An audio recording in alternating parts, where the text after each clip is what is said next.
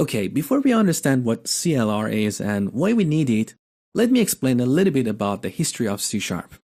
Before C#, we had two languages in the C family, the C language and C++.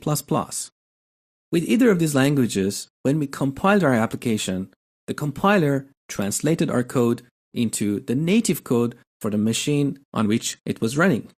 Which means if I wrote an application in C++ on a Windows machine with x86 processor architecture, the compiler would translate my code into the native code for that machine. That is a Windows machine with an x86 processor. Now we know we have different hardwares and we have different operating systems.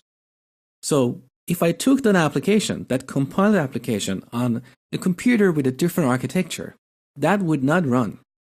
So when Microsoft was designing the C# language and the .NET framework, they came up with an idea that they borrowed from the Java community. In Java, when you compile your code, it's not translated directly into the machine code.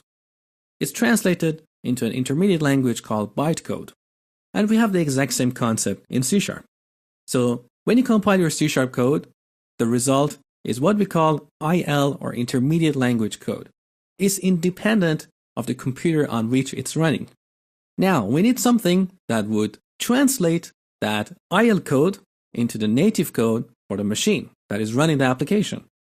And that is the job of CLR or Common Language Runtime. So CLR is essentially an application that is sitting in the memory whose job is to translate the IL code into the machine code. And this process is called just-in-time compilation or JIT. So with this architecture, you can write an application in C# and you don't have to worry about compiling that into the native code for different machines. As long as a machine has CLR, that can run your application.